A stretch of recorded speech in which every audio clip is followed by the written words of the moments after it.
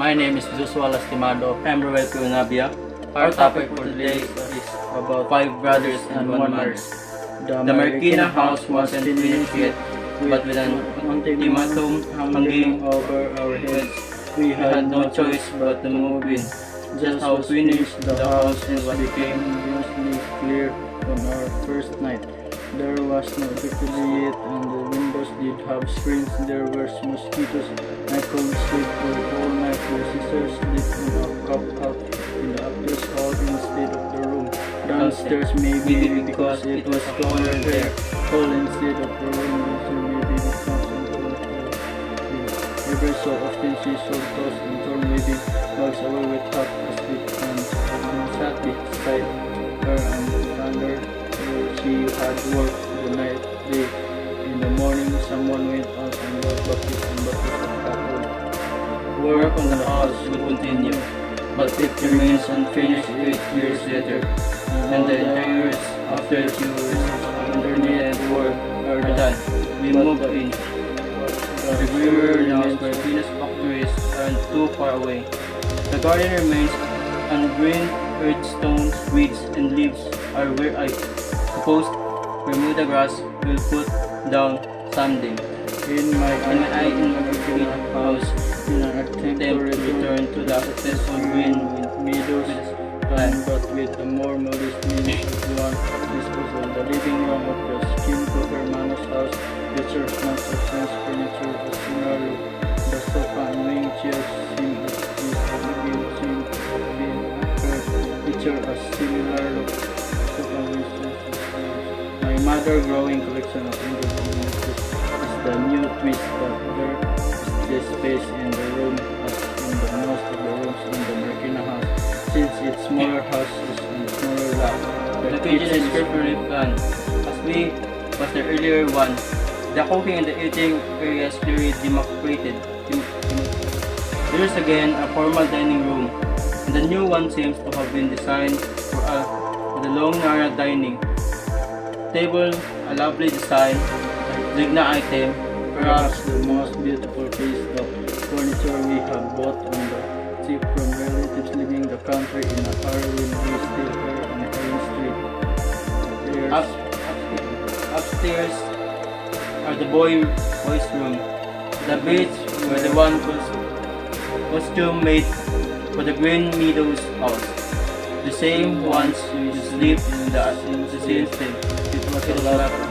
I think my mother is by the stairs and such narrow stairs practice articulously enough as to be dreams of well as well because as part of the actual inhabit these rooms the furniture was an alien's. There was no bathroom, so if you had to go to the toilet you had to go down the stairs and come back up again, by which time you were at least half awake. Perhaps the most was no difference between the two houses, more basic and more dramatic than their location.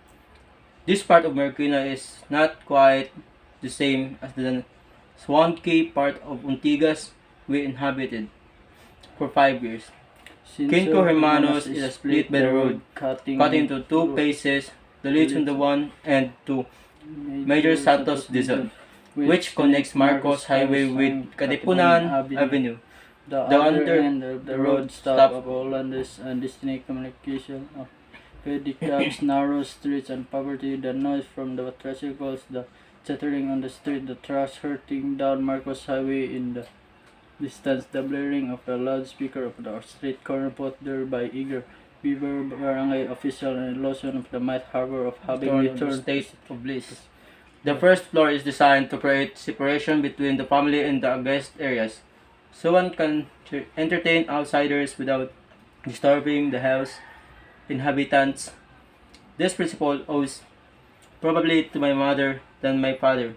After all, she is entertainer, the host, the living room, patio and dining room, place where guests might be entertained, must be clean and neat. Things in their place. She keeps the kitchen unclean or organized, which is why there are a lot of cabinets and a deep cupboard. And she put them to good use. According to Titus the fourth, who accompanied recently while grocery shopping, She buys groceries as if all of us still live there. I don't recall the cupboard ever being empty. There became her way of mothering as we grow older and drift further and further away for their grasp, defining our own lives outside the house. My mother must have believed she was losing out to Prince Job's loves for beyond her control. Perhaps she figured that food and a clean place to stay was we still needed for her. So over the last 10 years or so, she has become more involved in her cooking, more attentive, better. She also became faster about meals, asking if you will be for lunch or dinner. So knows he wants to cook, reprimanding the one of didn't call to see he was coming home dinner at all. After all, or the person who brought guests without waiting warning. There was more to in the one knowing how much rice to cook. The question are, what the point in time does the except cover? The point, this is the answer. The point in the time those that excerpts cover is that can be used to show readers what is your want them to understand and remember about the subject. Second question are, what is the main impression Abola gives of the Marquinhos house? The main impression Abola gave of the Marquina house is a small house which incomplete in construction and grey cement exteriors. The house was no electrically and the windows were screenless, leading to the presence of mosquitoes and a hot atmosphere. The third question are, list at least 3 descriptive terms which support your answer.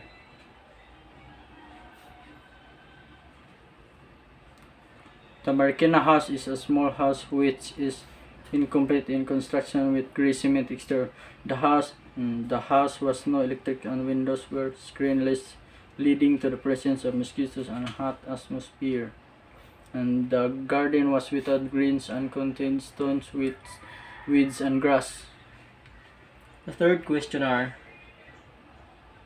fourth, create a table list down the comparison that the author makes between the current houses and their previous one.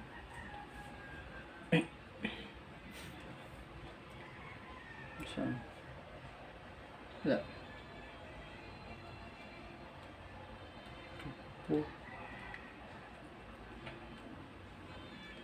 In the passage, there was more to it than just knowing how much rice to cook. What could the author mean? Explain your answer in 3 to 5 sentences.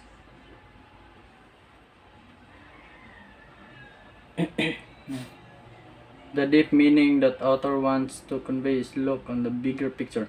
Some is only focused on the current situation we are in. The situation, whether good and bad, is just a part of the bigger picture. We feel realize to everything going on around us is just a process or a present event that it eventually leads us to where we should be.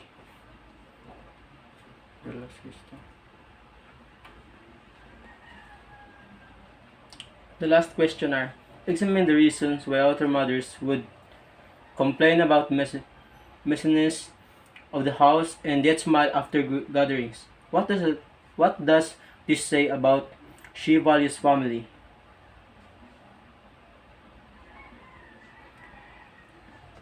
The mother want to convey that the mess in their house is a sign or a memory of the great get together from the relative as a whole family from a gathering. Thank you. Thank you, Coach Pam.